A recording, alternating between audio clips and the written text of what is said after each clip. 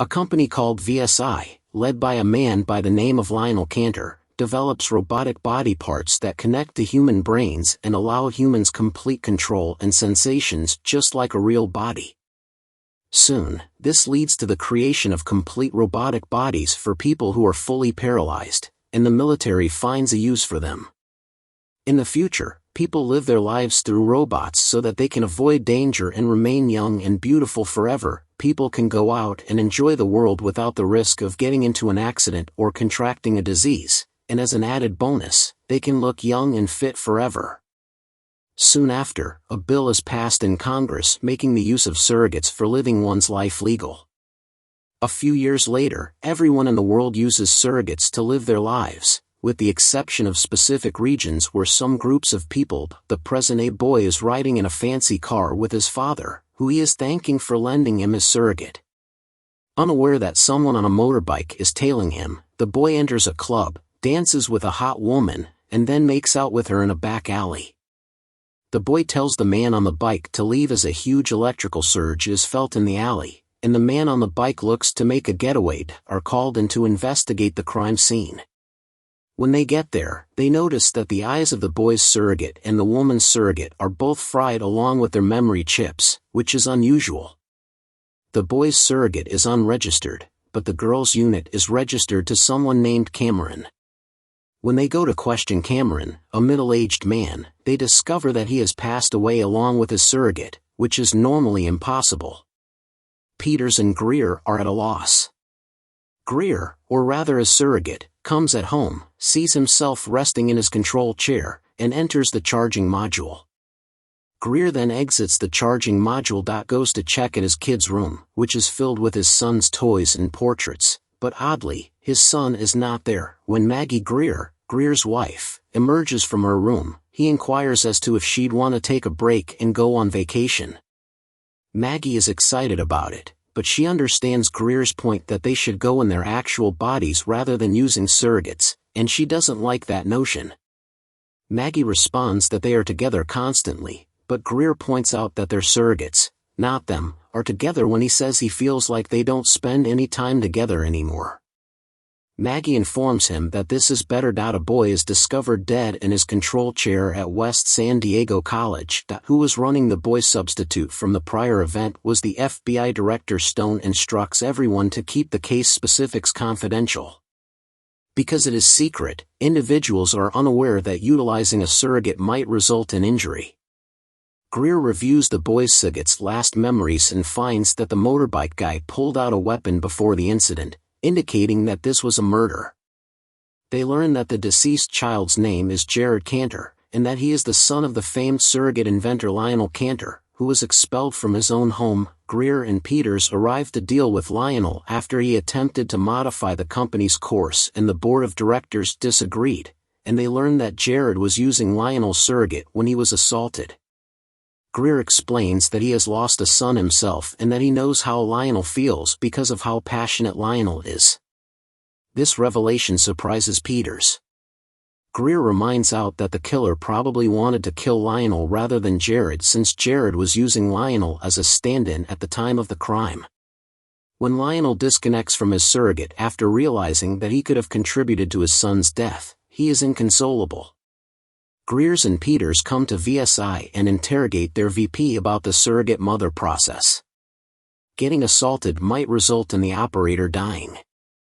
The company's vice president and lawyers appear defensive and claim that it is simply impossible since whenever a surrogate is going to be damaged, a failsafe intervenes to stop operators from really getting hurt or even feeling the pain. When Greer and Peters realize they won't get any answers here, they proceed to the engineering section of the business and inquire about what would have caused the surrogate to sustain damage of this kind. The engineer replies that it appears the surrogate was overloaded. Greer inquires whether he has ever seen something like this, and he replies that he has seen some surrogates' eyes removed from the army. When Greer and Peters ask a general whether there is a weapon that can kill a surrogate and its operator, the general responds that it is not possible and that, if such a weapon existed, he would be aware of it. In regards to Solider surrogates, the general reveals that they routinely remove the surrogates' eyes and motherboards for inspection.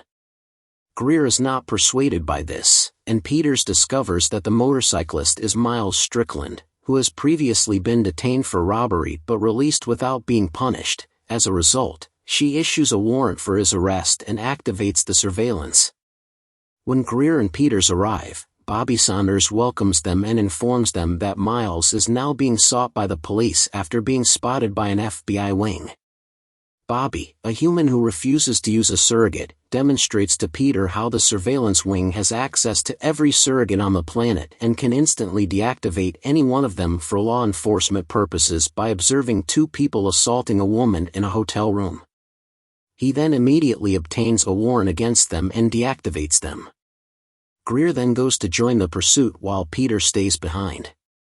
When Peters alerts Greer over the radio that he is in danger while he is pursuing Miles in a helicopter, when it appears that the police have Miles cornered, Miles pulls out the weapon designed to kill surrogates and kills several officers. He then fires it at the helicopter, killing the pilot, but Greer unplugs from his surrogate just in time to be saved. Miles then enters the territory designated for the people who live without surrogates, and Greer plugs into that area. Greer pursues into the human realm for kilometers while the populace prepares to oppose him. Miles is eventually caught up to by Greer, who orders him to display the weapon. However, just as Greer is ready to check the weapon, Greer awakens in his house and is in poor health after the human shot his surrogate. He disconnected before Miles's weapon could kill him, but he still suffered harm. When Maggie shows up, she drives him back to human territory to the hospital. When Miles awakens, the Prophet's men are searching his house. Lionel Miles responds that he doesn't know since the man who hired him has never met him and they have only spoken on the phone when they were both in the hospital when the Prophet asks him where he obtained the weapon and who hired him to murder Lionel. Greer awakens as Stone arrives to see him. Greer is informed by Stone that he has been suspended for visiting the human zone without authorization. A conflict involving the human and surrogate areas. If Greer is not restored, he won't be using another surrogate. Greer emerges from the hospital in his human form, and when Peters sees him emerging from the building in his human form for the first time, Greer feels incredibly exposed and uneasy. He declines Peters' advice to hire a temporary, low-quality surrogate. Greer enters the human territory and discovers that Miles' funeral is taking place. He observes young children playing and hears the Prophet speak about how people living on surrogates are not living real lives and that the time when surrogates will be eliminated from the world is drawing near. Greer advances. The Prophet promises him that if he finds the weapon, he would get in touch with Greer, but later it is shown that the Prophet has really recovered the weapon and has no plans to give it to Greer. The Prophet informs the man that Miles had a weapon and that he would do everything to get it back. When Lionel, who is now using a different surrogate, contacts Greer, Greer informs him that Miles is dead and was likely murdered by his own people.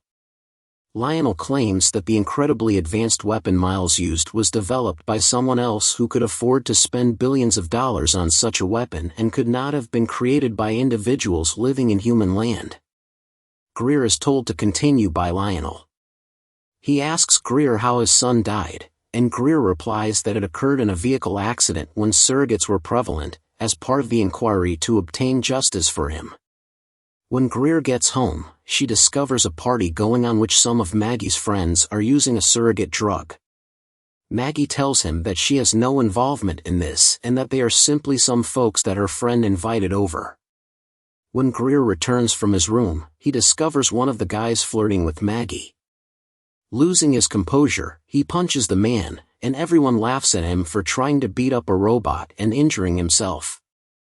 Maggie follows Greer as she exits, and she queries him about as she claims he already has her, but he claims he just wants her and that he doesn't want a surrogate for her. Maggie claims that things have changed, but Greer counters that she is just acting this way because of their son's injury and has been afraid to see the outside world ever since Maggie left. In the meanwhile, someone goes into Peter's home, murders Maggie, and seizes control of her surrogate.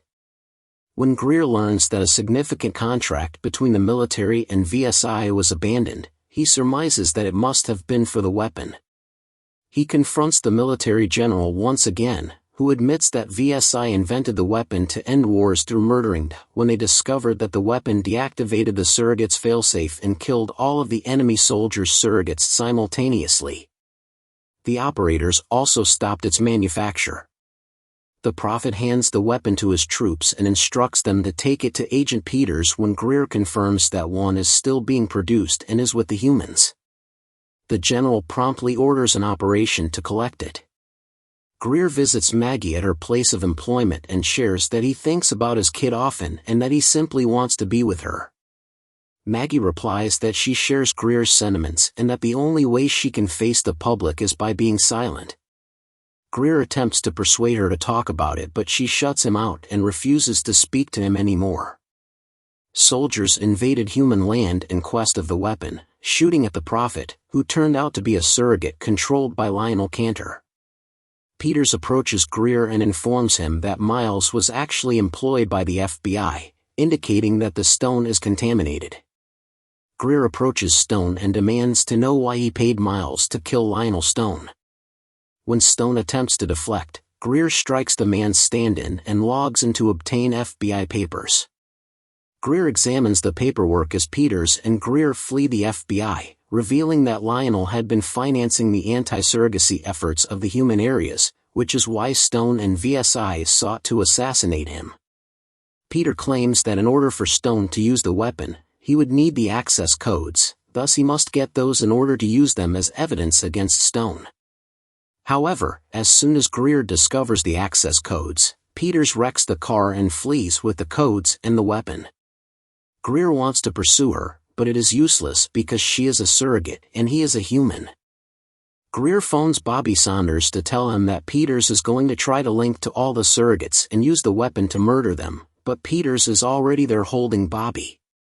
Greer discovers that Lionel is operating Peters' surrogate hostage when Stone meets Lionel at the FBI. He calls him insane for creating surrogates and then rejecting his own inventions. Stone says that he and VSI attempted to murder Lionel because they were aware of his efforts to outlaw surrogacy. Lionel uses the weapon to kill Stone as retribution for his son. Greer visits Lionel at home and attempts to talk him out of his plan. According to Lionel, he should have never created surrogates and that people should resume living normal lives.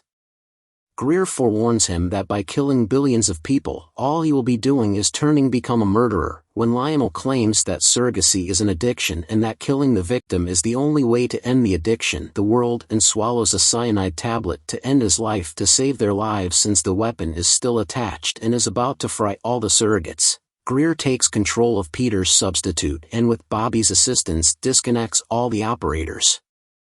Bobby demonstrates how to save them to Greer, but she decides to let it happen instead, causing all the surrogates in the world to be destroyed and forcing everyone to reveal their true selves. Greer returns home and finds Maggie in their son's room, where they embrace warmly as the video comes to an end. Please subscribe if you appreciate this kind of content, and let us know what movie you would want to summarize for you.